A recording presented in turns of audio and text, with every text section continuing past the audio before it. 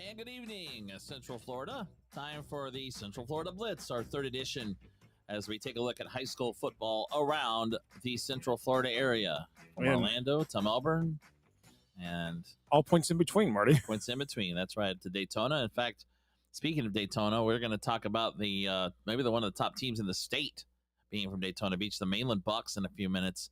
They are number 2 overall in the state of Florida now, according to the numbers that came out for the FHSAA today. But yeah, another busy week in Central Florida. A lot is going on. Yeah, of course, absolutely. We passed the halfway point of the season, and there is our, I have to say, the breaking news sounder, the music, as we bring you the Central Florida Blitz Lines for week 7 coming up, and for week 6 it was the mainland show. I mean, Edgewater, you still got there too. Two of the two remaining unbeaten teams there. Lake Mary's another one who steamrolled Mandarin. I mean, it's just literally, it's a lot of it was district play last week, obviously, for a lot of teams here. So the number of teams that are undefeated left in the state here, that number is shrinking by the week. Yeah, it is, and you would expect that. I think it's going to be hard to get through an entire season unbeaten, and especially in Florida, with everybody playing each other the way they do. But yeah, it will be, as you said, mainland, no problem with Pine Ridge. They are now 6-0. And they are now number 2 overall in the state of Florida in the latest FHSA rankings. They are number 1 in their classification 3S, and Edgewater, another team that leads their region as well. No, absolutely, and of course, and then there's another team that just right there along the I-95 corridor, right along the Intercoastal Cocoa. Even though they only have 1 loss on the season, really, there's the asterisk there. It really probably should be an unblemished record there for the Tigers. But to be honest with you, Marty, it's definitely something that we're going to keep an eye on here, and as we go through the rest of the season, what's going to happen here, and who's going to do what. Well, also looking at that as well, Coco's shutting out Treasure Coast, so they continue to roll as well. No, absolutely. And of course, here's another thing, that I really, look at it. Seminole rolls a Popka. And, I have, the big question I think, is this, that we'll bring up with Charles Jones here in a few minutes, who we'll have here for the interview. Apaka's sitting there, Apaka's now lost 2 games in a row, has only scored 3 points between the 2 games between Edgewater and Sanford Seminole, who, I mean, and I look at the total number of points that Apopka has scored this year, and it's just, it's low. It seems like it's struggling there. They just, they've been shut out twice, haven't they, this year? They've been at least once. They've been shut out by Edgewater. It was one. It was one game, but they pitched. They had a 2-0 game in week 1 against Ocoee. And 2-0. I mean, you can't really win games on 2-0 unless you just play good defense. But I really think, my question would be when Apopka plays Lake Mary. Right. And that'll be really interesting to see what's there. Yeah, and speaking of Lake Mary, they remain unbeaten as well, taking care of a pretty good Mandarin team and doing it pretty easily, 34-16, as Lake Mary continues to now be the number 1 team in their region in Class 4M. So, another team in Central Florida that's undefeated, and that might have been a playoff preview, by the way, between Lake Mary and Mandarin, because they're in the same region, Class 4M. So I mean, that again, we may have seen a playoff preview here. We may have seen a playoff preview between Seminole and Apopka. A lot of these teams that they're 4M teams that are in the Orlando Metro, and especially in some of the ones from Jacksonville, and again, I think we're seeing a lot of playoff previews here. Yeah, absolutely. I think you're right as well. And, Mandarin, we'll talk about them in the North Florida Blitz being from Jacksonville. But, yeah, Lake Mary impressive. That game was at home. Meanwhile, DeLand, they get another win. Close one. Went by 1 point against Spruce Creek, but they are now 4-1. They've lost 4 in a row since losing to Mainland. Their only loss of the season opening week. So, DeLand still playing good football as well. And Winter Park, or actually Osceola, that was one we talked about last week. Simi Osceola finally gets their first win of the season against their rival St. Cloud. No, absolutely. And of course, looking at everything that we've got sitting here, when you look at all these teams here, it's like, eventually it's sorting itself out, but there's been some really great games here. And, then we talked about Orange City University and New Smyrna Beach. That was a battle of unbeatens. And we'll talk to Charles Jones here in a few minutes here, who was actually at that game here on Friday night. So we'll talk to him more about that coming up here in the interview here around 8:25 or so. Looks like we have a question. Yes, we do. Let's go ahead and go into the chat box here. And Jake State asks, are you watching on YouTube, who is the biggest surprise team or teams out of Central Florida this year? Well, I mean, I don't know if a lot of them are surprised. Maybe I don't know if Lake Mary. Well, Orange City University. Yeah, Orange City University is my biggest one because that would be. I think you're right. They new coach on staff. I mean, new head coach this year. And they missed the playoffs last year. Orange City University just struggled last year, and here they are 6-0 on the season. I could not tell you any other team that would have been a bigger surprise than Orange City University. And here. They not only beat New Smyrna Beach, they beat them 41. They beat them pretty handily. Yeah, that was an undefeated New Smyrna Beach team on the road. So yeah, that is pretty impressive. Otherwise, I mean, Edgewater, Mainland, Cocoa, Seminole. These are kind of the same teams that are always pretty good in the area. Are always good and. Maybe one of the surprises is how Osceola has struggled so much as they have. Well, they finally came off the schneid here this past week. Yeah, you lose that word a lot now. Yeah. Well, hey, they finally came off the schneid here in the 100th meeting between the Cowboys and the St. Cloud Bulldogs. It was no contest for St. Cloud as Osceola just pounces all over them. Basically, rounded them up and roadied them in. Yeah, it did. So. Good to see if Osceola can get it going now with that win over St. Cloud. That's maybe the impetus they need to get the season moving. But yeah, I think you're right. Well, I don't know. Would you say Orlando Christian Prep is a surprise? I mean, they've been pretty good in the past, but they're number one team in their region. They're undefeated. Maybe the number one team in the state in that classification, 1M. Yeah, no, absolutely. But our guest, as when trying to figure out what he called me all of a sudden our interview. Okay. So I'm not sure what's up. Trying to sign in here on Zoom. We do this via Zoom usually. So, well, Josh is working on that. But yeah, I mean, OCP has been a team that and in fact, their coach just got his 100th win last week. Yeah, and I got the pronunciation. Thanks for Dan LaForest here on this one. Demostinos. Yes, 100. Sounds, Coach D is everybody. Sounds like someone from the Bible. But his 100th win. 100. Wow, that's good. And OCP's having an excellent year for them. They actually went up to Union County a couple weeks ago and won a game. They're still unbeaten.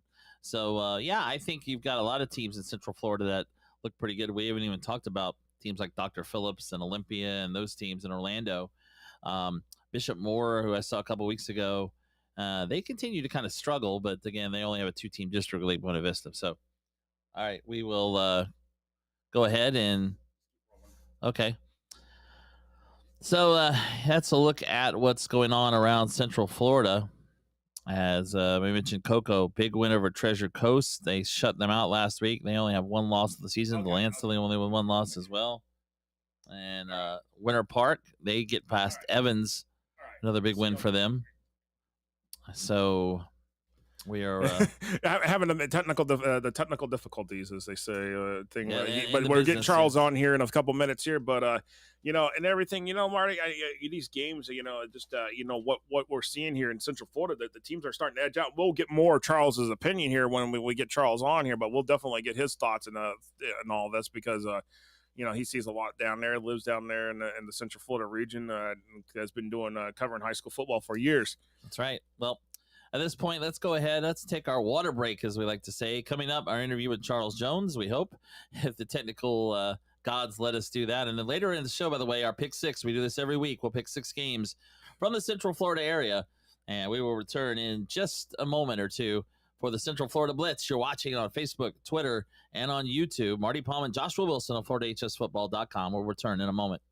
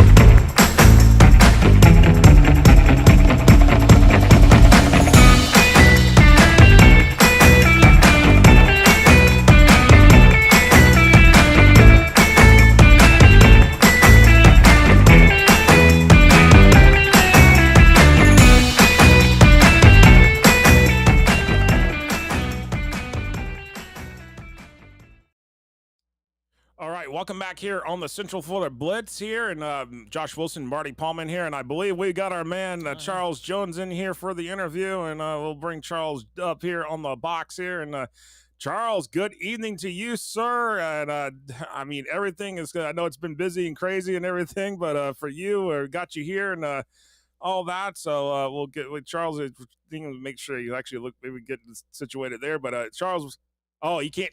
Can't hear you. He can't hear you. It's on your thing. We can't to make sure your microphone is unmuted and everything. We've got you. We've got everything. It says we got you good and everything here on this side. Let's see. But we'll wait. We'll let Charles figure that out here in a moment. It might be even on his end. He said he can't hear us, but this is a live show. We have technical problems every now and then. It happens. So, absolutely. Look forward to talking with Charles in just a moment. But looking at our those are not the 6 games. We just did our South Florida Blitz, and I'm looking at the games for that. But we will have 6 games coming up for Central Florida here tonight. Yeah, absolutely. We will pick for this week. Waiting to see if we can get Charles here, if he can hear us or not on the volume. He's having a. Yeah, we may have to. Send this to him. Hold on, let's do this. Let's do this. So let's see if we can get. I can bring Charles in through the phone. Charles, I want to see if I can do this here. Let me do this real quick. Well, Marty, can you lead the way here on the front moment here? Sure.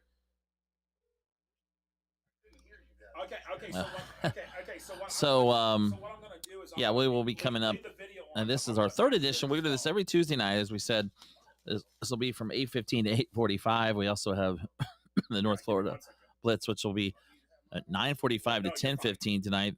So the Gulf Coast Blitz is coming up. That'll be our next edition at 9 o'clock to 9:30, and then already the South Florida Blitz tonight from 7:30 to 8. And also, we brought you our 2nd edition of the Playoff Breakdown Show from 6 to 7 tonight, and a lot of interesting things going on as far as the playoff numbers coming out today from the FHSAA. We mentioned Edgewater, and they are definitely at the top of their region, Region 1 in Class 3M. Edgewater is the number 1 team, and by a big amount at this point.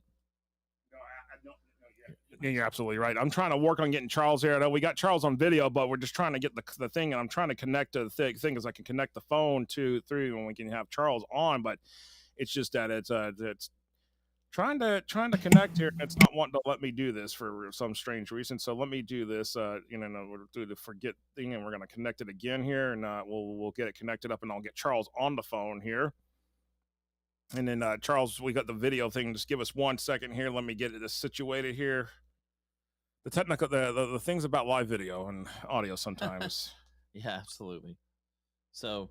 But anyway, in that Region 1, Edgewater first, but then you got Oviedo 4, Orlando Jones 5, Wekiva 6. So a lot of Orlando area teams in that region ranked in the top 8. All right, we're about to have Charles Jones on here. Here we go. We got Charles. We'll just you can put your phone on speaker on your end. We've got you connected through, so that way everybody can hear you as well. So let's leave the video on. We've got you on. You can just go in speakerphone and on that, and that way we got it connected here with your voice, and we're good there. But finally, we get it all figured out. Charles Jones from Central Florida Preps joining us here on the Central Florida Blitz. And Charles, I know it's been a crazy season so far for everyone across the state, but first, how you doing, man? I know it's been busy for you.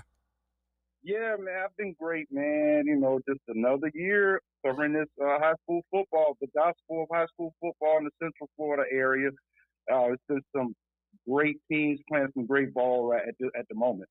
No, absolutely. So we're just halfway through. Yeah, no, and it's a thing, I mean, we were talking about, Mainland undefeated still, Edgewater still undefeated, like Mary's still undefeated, but I think the biggest surprise, and you saw them Friday night, and let's talk about it a little bit more, Orange City University in the battle of undefeateds between OC University and New Smyrna Beach, and OC University just really rolled all over the Barracudas. And I mean, what was it? I mean, they had a head coaching change coming into the season. I mean, what is it about Orange City University that it's all of a sudden they've gone from being, at the bottom in their region all of a sudden to being the top team in their region right now?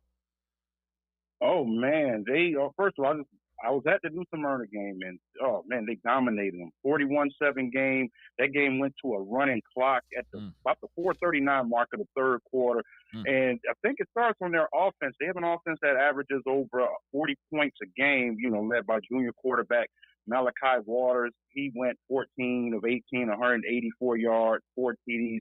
Just another day at the office for him. And as far as wide receiver, who surprised me, I was thinking that Jermaine Hayes, I would see, a lot from him that game. But there was some other guys that stepped up. I think he caught maybe 4 catches, maybe 37 yards. But junior Isaiah Baker had 72 yards receiving and 2 scores. And they got a sophomore, Barrett Schultz, who caught a TD, as well as a junior that's kind of an H-back tight end type of hybrid guy. He caught a touchdown. And the running backs also got in on the scoring. Anthony Bailey went for 71 and had a scoring TD, and B.T. Morris also had 48 yards and a 20-yard TD. And this team, you're looking at a team that scored at least 29 points in all 6 games. And they also, in that game, they had the luxury of having some short fields, to be honest with you, to work with. 4 of their 6 scoring drives started on New Smyrna's side of the field, so that kind of aided in where it comes to, that game kind of getting away from New Smyrna. And I was impressed with the Titans' defense. I mean, they only gave up 131 yards of offense, and 45 of them came on a pass play from Elijah Rooney to Brett Remensnyder that went for a fourth-quarter TD to avoid the shutout. But I'm anxious to see what they're going to do. They have a bye this week, but the next 2 weeks, that's going to tell it all. They host Spruce Creek and D-Land in back-to-back weeks, and, those are crucial district for us 9 games. No, absolutely. Charles, another team that a lot of people have talked about, in terms of everything, and what's going on right now in Central Florida. And I think a lot of people, because, considering that Apopka has been to the state championship game, I mean, I can probably more times than our one hand can count the way it seems like, but Apopka, the last 2 games, they've only scored 3 points. I mean, they're just struggling. I mean, it seems like to me they're struggling, but, some people say, oh, it's a tough schedule, but you usually in most years when you play like at Edgewater, you don't just go out there and lay the goose egg in the proverbial sense, but you also don't do the same as you don't just score 3 on against Seminole and think that's going to be good enough, because right there, 3 points in 2 games, that says a lot. The offense is not moving the ball. Obviously, you need that offense to move, and if the offense is getting shut down, this is where I fear that Apopka, we will not be seeing them in the state championship game this year. Oh, well, unless they get things turned around from an offensive standpoint, like you just said, they dropped 2 straight games, and the struggles can be pointed to the lack of offense that they have at the moment. I mean, this team averages 7.4 points a game, 37 points in 5 games. When's the last time you've heard of Apopka doing that? There probably had to be before the Rick Darlington era.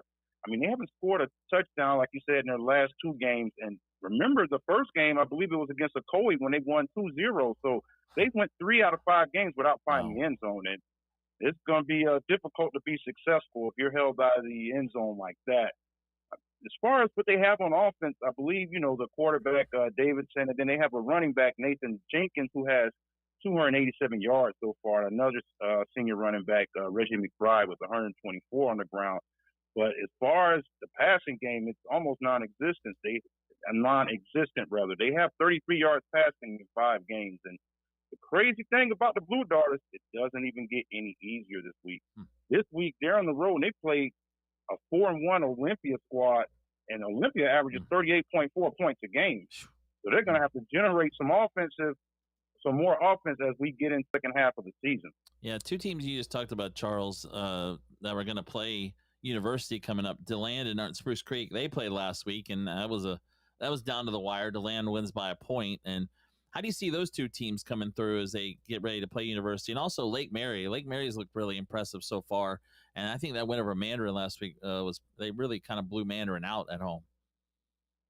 Oh, yes, sir. Now, as far as DeLand and Spruce Creek, I'm anxious to see when they go toe-to-toe with University. Now, Spruce Creek surprised me because I thought that game against DeLand wasn't going to be as close, but it was a 28-27 game, late score by Javon Ross to lead Rick Darlington's squad to the victory. And that's going to be a 3-team race in 4S9 between University, Spruce Creek, and DeLand.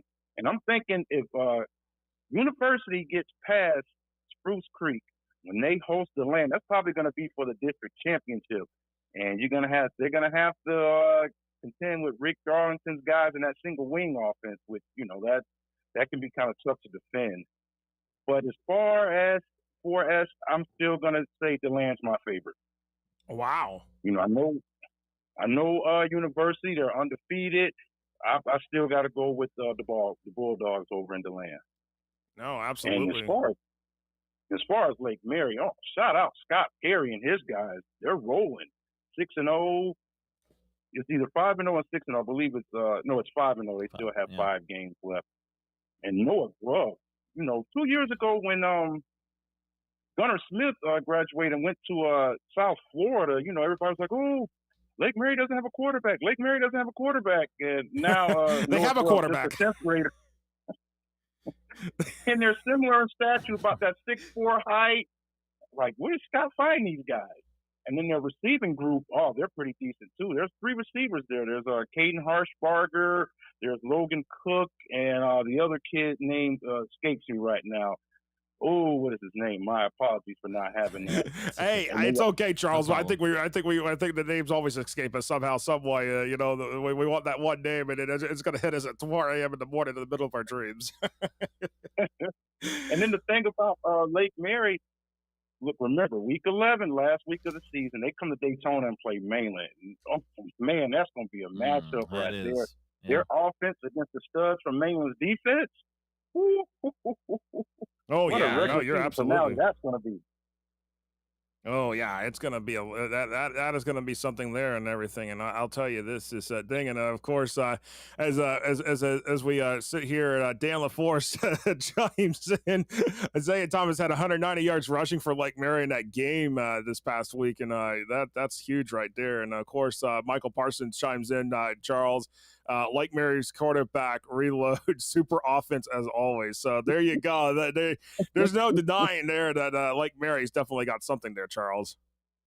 Yes, sir. And circle your calendar, week 11 at the Daytona Stadium, Mainland versus Lake Mary, defense versus offense. Oh, somebody's got to. If those two teams are undefeated coming into that game, somebody is unfortunately going to have to take an L, and that's the story of the season right there.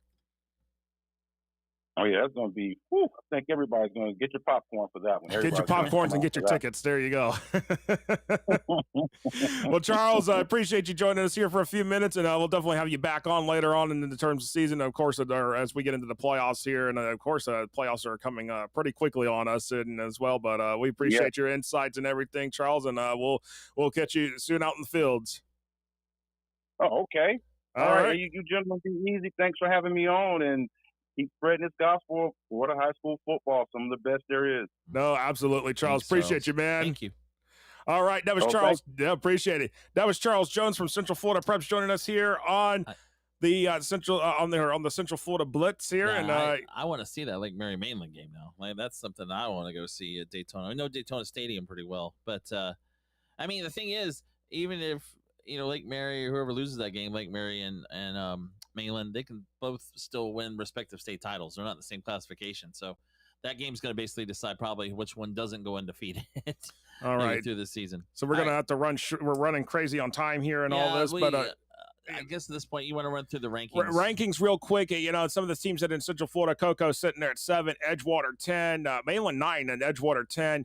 Got sitting there, Sanford Seminole sitting there at 13, and then we're a couple of teams like Mary sitting there at 18 now, and then of course a couple of other ones. Just actually that's it right there. So right there for Central Florida. But Dan LaForge did chime in with something else real quick, and it said Lake Mary's last 3 games on the road: Apopka, Seminole, Mainland. That is a gauntlet of all gauntlets. Yeah, if they they're undefeated after that, they've definitely earned it. So no, absolutely, I don't disagree there, Marty, and that's definitely the case there. And you know what? We don't have a lot of time left, so that's the music. I like it. Pick 6 coming up. No, absolutely. We will take a look at 6 games from the Central Florida area we'll pick, as we do every week. And this week it starts with the game and Olympia. And that was one game that Charles just mentioned about that. And Apopka needs to generate offense. And I don't know if the Blue Darters can do that or not. And you know what? I'm sorry, Dan. I'm so sorry, Dan, about your Blue Darters. I know that's your alma mater, but I'm so sorry. I'm just so sorry, but I just think Apopka's going to take a third loss on the chin here this week. I'm going with Olympia on this one.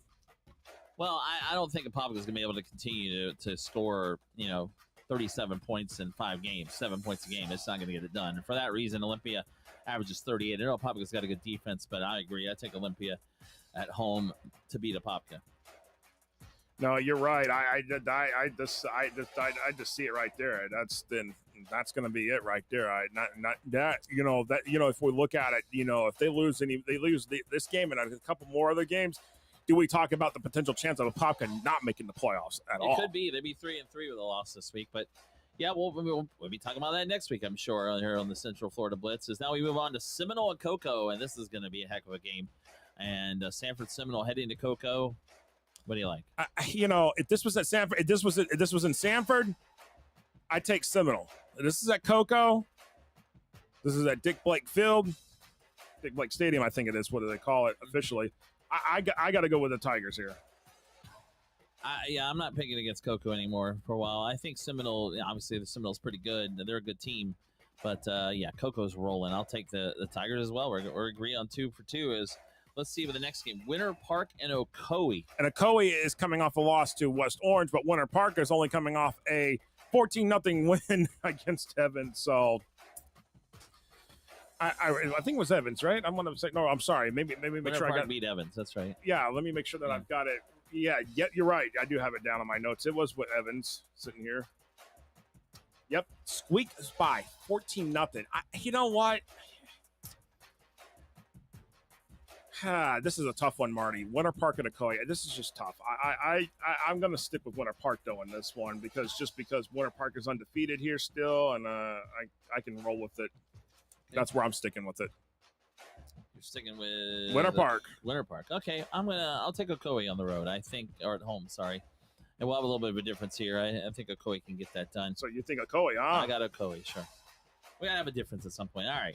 All right. All right. 3 more to go. Let's see. We've got Calvary Christian, Fort Lauderdale at Titusville, and this is a Calvary Christian 5-1. Titusville 6-0. If you haven't heard about Titusville, now you are hearing about Titusville. Titusville is just rolling here, and you know what? I love what is coming forth of the Terriers, a team that at one time was the pride of Brevard County. Going back to the early 80s, Al Wernicke.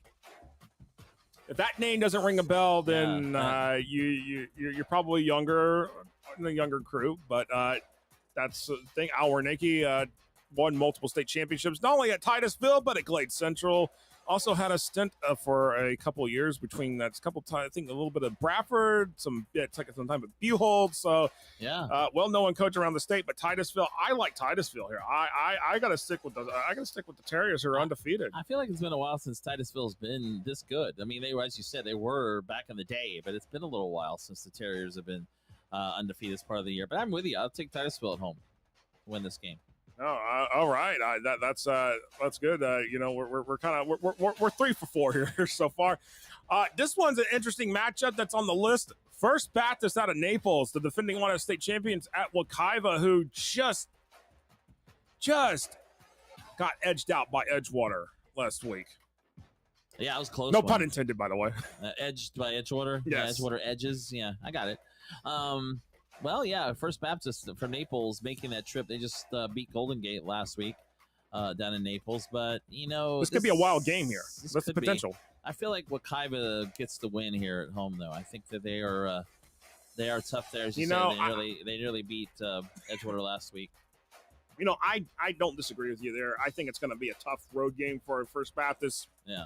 And Wekiva, they're much bigger school. I think this is the situation, and that's what's going to happen here. And I've got to go. So. I got to go with the Wekiva Mustangs there on that one. And of course, our last game here, Toho. Sorry, Orlando OCP. Christian. Yeah, and that was. I actually did want to ask Charles about that a little bit. Or CP. Oh, actually, I'm sorry. It's Orlando Christian Prep at Toho, so I will say that. Okay, well, the game's at Toho. Gotcha. I wanted to ask Charles about OCP because this team has been, not a team we always talk about football. Very good basketball school, but unbeaten this year. They have been rolling, and I don't know if they. Well, I think they continue to roll. They'll win this game against a really improving Toho team, who is now actually in the 8th spot in their region. You know, I got to go with OCP here. It's a tough game for them, and that's where I'm just kind of like, you know, I got to go OCP. Toho's got a great quarterback in Sammy Mazik, but I'm just, this is going to be a challenge. If Toho wins this game, then I think they have a chance of beating Osceola for the district title. But Michael we'll Parsons, see what happens here. Michael Parsons says Coco at home. Please, Yes. Does that mean he doesn't think that's going to happen? I'm trying to figure. Hey, Coco at home, yeah, he thinks he's actually. I think he's saying Coco's going to win that game. Oh yeah, So who are they playing again? that is Seminole. Oh yeah, they'll win that. Yeah. And he's saying Calvary playing better, but Terry's at home though. He's taking the thing, and then about Wakaiva, physical Wakaiva, small margin. So and Coach Molina joining us here, and he's hyped about Friday. So there you go. So are we. We're always hyped about Friday. We're always hyped about Friday, but indeed. We look forward to that. We hope everyone enjoys their Week 7 this Thursday, Friday, whenever your games are in high school football. And that'll do it for our 3rd edition of the Central Florida Blitz. And we will talk to you again next Tuesday from 8 to 8:30. Coming up at 8:45, the Gulf Coast Blitz, and then at 9:30, our North Florida Blitz as well tonight. 8:45, 9 o'clock. It's already 8:47. I'm sorry, 9 o'clock. Oh, we started at 8:15, didn't we? I'm sorry. I lost track. 8:15, 8:45 every Tuesday. I'm getting confused. Anyway, all right, that's going to do it for Joshua Wilson of FloridaHSFootball.com. I'm Marty Pallman. So long for now.